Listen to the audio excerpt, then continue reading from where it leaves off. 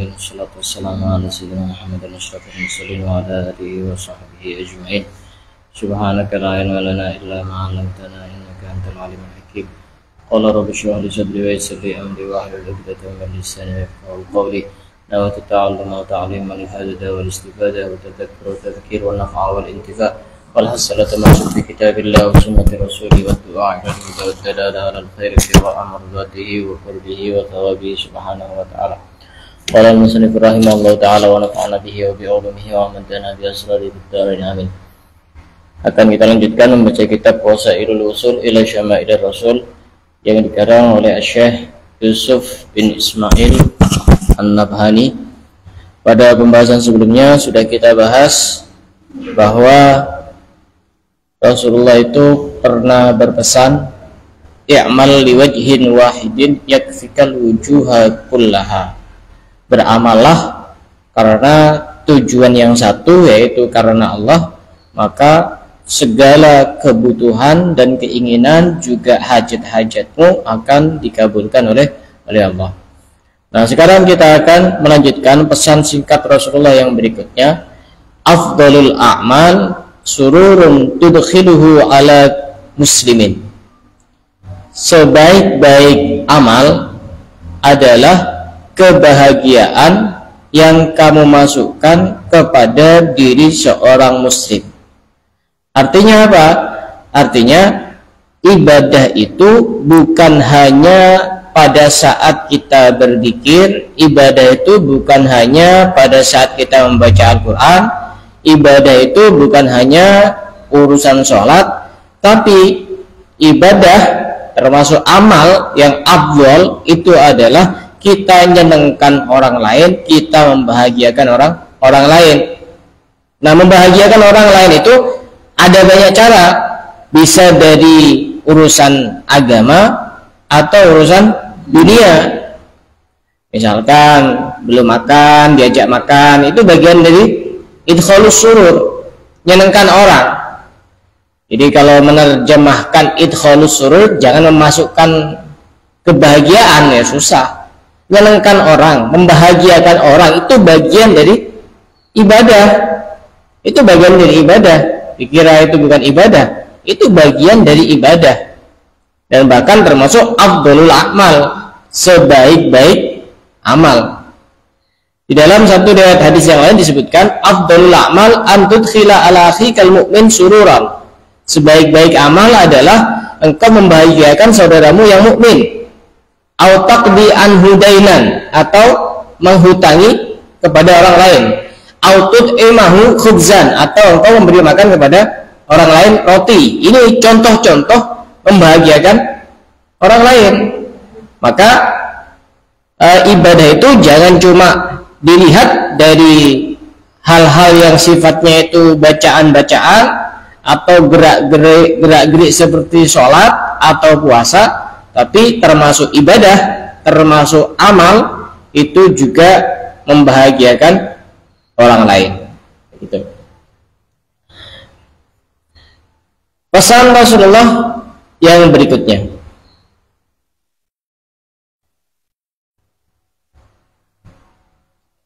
Afdalul a'mal al-ilmu billahi ta'ala. Sebaik-baik amal itu adalah ilmu yang berhubungan dengan Allah Subhanahu wa ta'ala.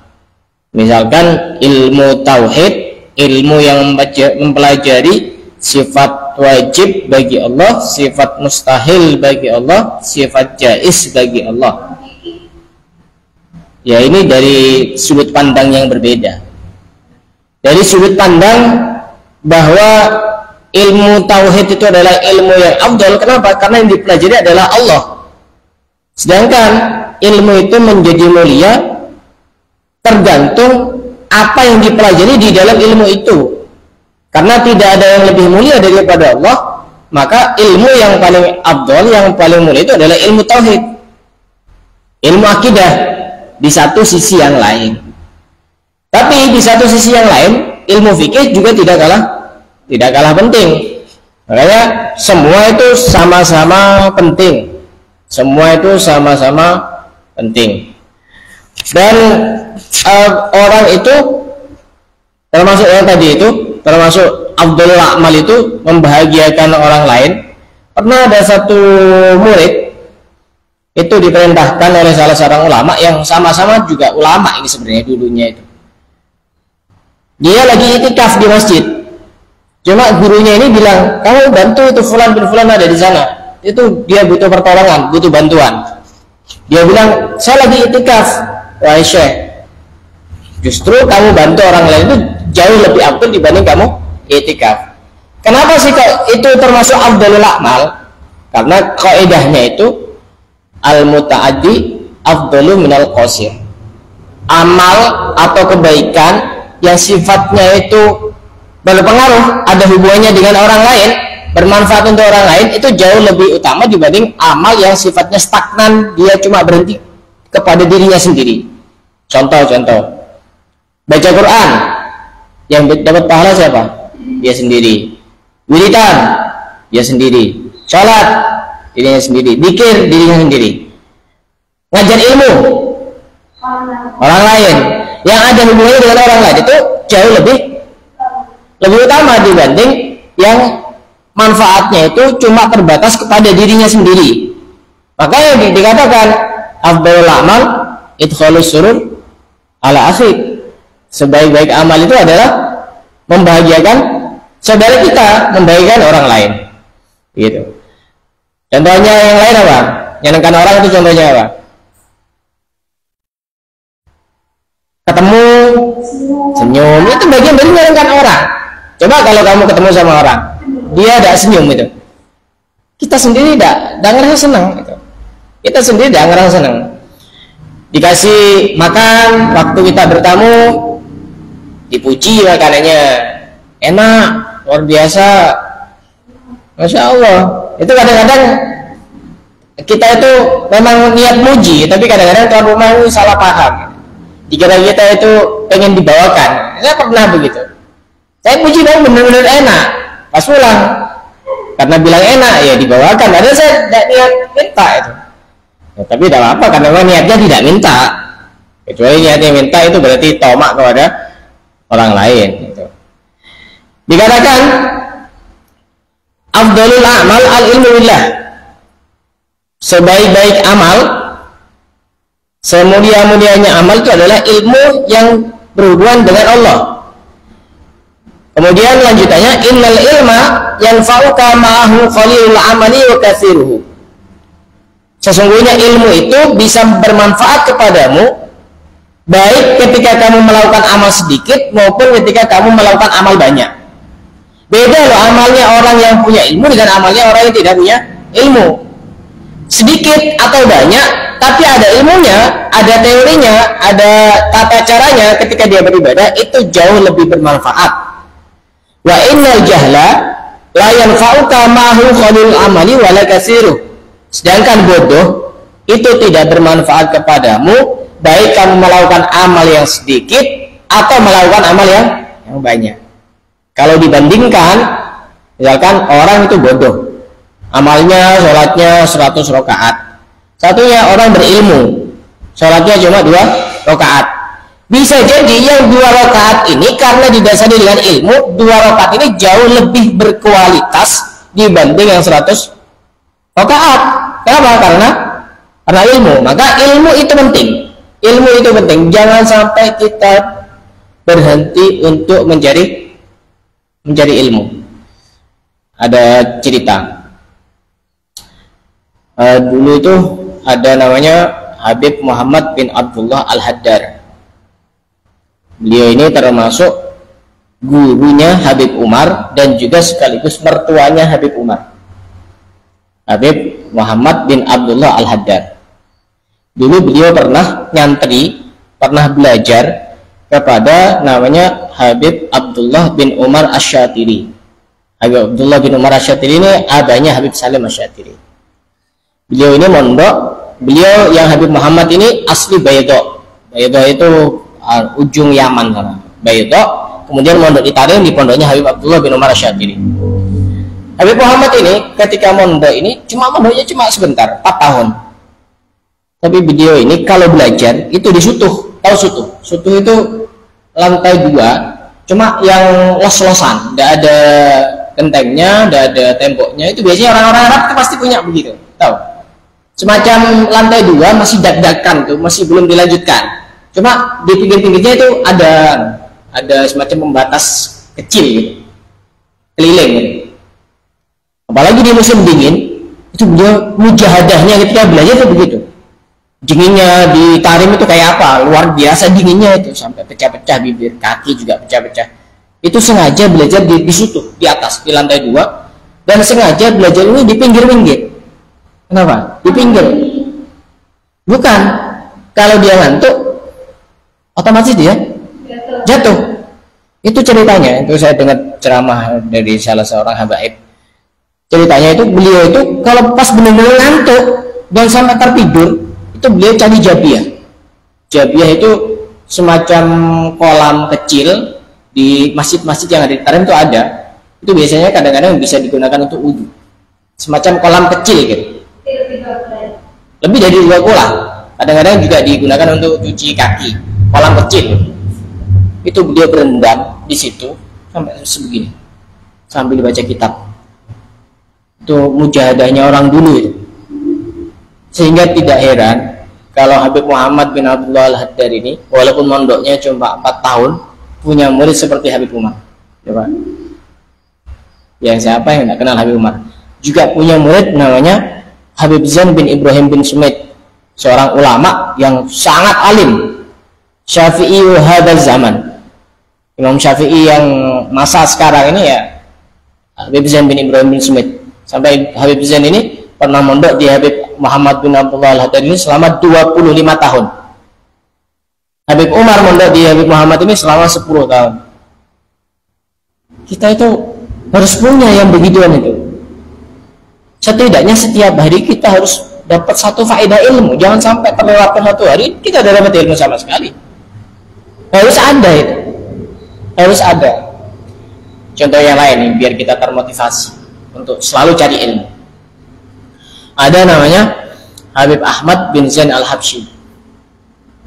Habib Ahmad bin Zain Al-Habsyi ini pengarang kitab Ar-Risalah Al-Jami'ah, kitab fikih yang cukup terkenal di Tarim.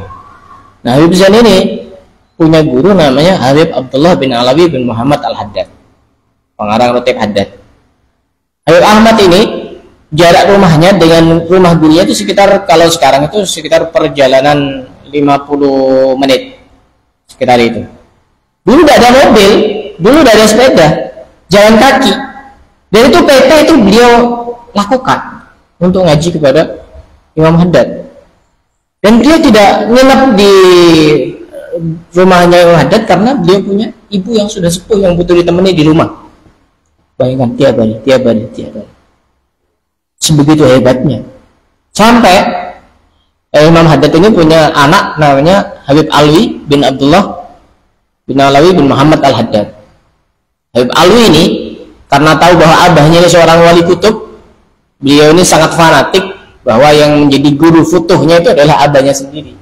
Tapi ternyata tidak. Justru Habib Alwi ini mendapatkan futuh dari murid abahnya yang bernama Habib Ahmad bin Zain Al-Habsyi. Itu luar biasa. Jadi kita itu jangan sampai berhenti belajar, jangan sampai berhenti untuk mencari ilmu dimanapun dan kapanpun, dan jangan gengsi walaupun kita belajar kepada orang yang mungkin usianya ada di bawah kita, selama dia ilmunya lebih luas, lebih tinggi, ya kenapa tidak? Kenapa tidak? Makanya termasuk mencari ilmu, termasuk ngajarkan ilmu itu juga termasuk afdhalul a'mal. Kenapa? Karena manfaatnya itu bisa dirasakan kepada diri sendiri dan juga kepada orang lain, begitu. Makanya jangan lihat orang itu ustadz itu kok salat sunnahnya sedikit ya misalnya, atau kok jarang puasa sunnah ya. Ya beda, orang yang punya ilmu sama tidak punya ilmu. Ya dia sholat jungkir, bisa jadi dia tidak tahu ini sunnah, bisa jadi tahu dia tidak tahu ini makruh, bisa jadi dia tidak tahu bahwa ini adalah bisa membatalkan sholat, asal gerak, jungkir balik, dan seterusnya. Makanya tadi dikatakan ilmu itu akan bermanfaat baik amal yang dilakukan itu sedikit lebih-lebih banyak. Sedangkan kebodohan itu tidak akan bermanfaat kepada orang yang memiliki kebodohan itu, baik dia melakukan amal sedikit lebih-lebih amalnya banyak, tidak ada manfaatnya. Bahkan keburukannya itu jauh lebih banyak daripada kebaikannya. Wasal Rasulullah yang berikutnya, afdalul jihad antujahida nafsaka wa hawaka. Jihad yang paling utama itu bukan ngebom di Bali, bukan ngebom di tempat-tempat hiburan, bukan ngebom di tempat-tempat pelacuran, bukan ngebom di diskotik, tapi jihad yang paling terbaik itu adalah antujahida nafsaka wa hawaka. Kamu memerangi kepada hawa nafsumu sendiri. Kemarin hampir sama dengan hadis ini. Kemarin itu apa? Redaksinya itu apa? Kemarin itu ada aduwika nafsukal lati baina jambaika. Musuh terbesarmu itu adalah nafsu yang ada di dalam diri kamu sendiri.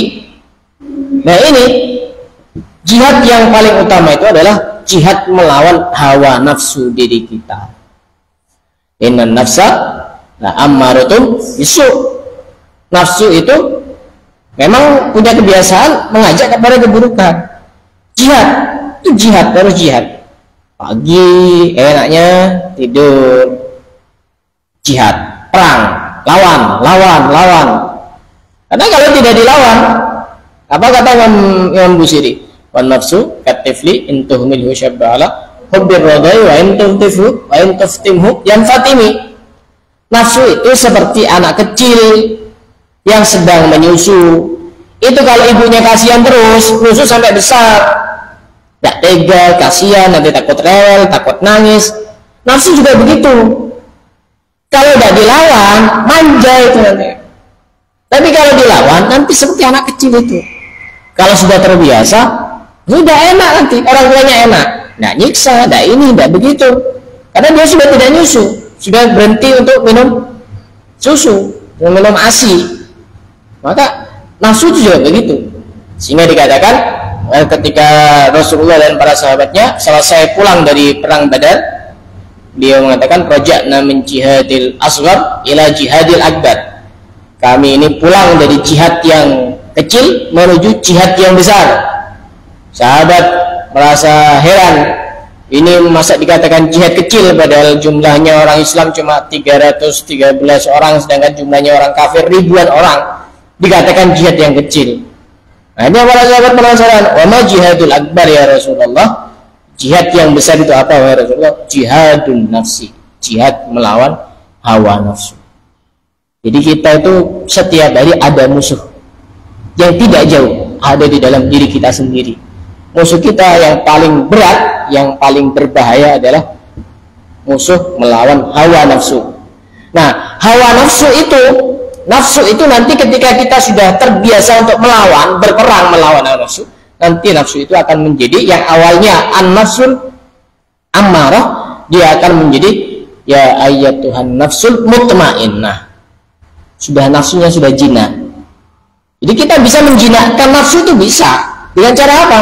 Dengan cara melatih dan melawan sedikit demi sedikit, maka nafsu itu akan jinak. Ketika nafsu itu akan menjadi nafsu yang mutmainnah, dia akan mengajak orang kepada hal-hal yang positif, dia akan mengajak orang kepada hal-hal yang baik. Tapi kalau nafsu itu tidak dilawan, tidak diperangi, ya tadi innan nafsa la ammarun bisu illa man rahima rabbi. Kecuali orang-orang yang memang benar-benar dibantu oleh Allah bisa menundukkan dan menaklukkan hawa nafsu. Kalau misalnya orang itu tidak bisa dirubah karena itu sebuah karakter, misalnya karena sebuah karakter bisa. Kalau seandainya karakter itu tidak bisa dirubah, maka tidak ada manfaatnya, tidak ada faedahnya hadis-hadis yang menjelaskan tentang anjuran memperbaiki akhlak. Bahkan Imam Ghazali itu mengatakan kalau akhlak karakter manusia yang mungkin sebagian orang itu mengatakan bawaan, karakter asli itu tidak bisa dirubah, hewan saja bisa. Hewan buas saja itu bisa dilatih dan bisa menjadi jinak. Padahal hewan itu tidak punya akal, tidak punya hati. Maka manusia itu jauh lebih bisa untuk bisa berubah, asal punya keinginan dan kemampuan, juga kesadaran. Maka itu nanti akan bisa berubah. Afdhalul jihad antu jahida nafsaka wa hawaka. Jihad yang paling utama itu adalah kamu memerangi kepada hawa nafsumu sendiri. Pesan yang berikutnya insyaallah akan kita lanjutkan pada pertemuan yang akan datang. Wallahu a'lam bishawab.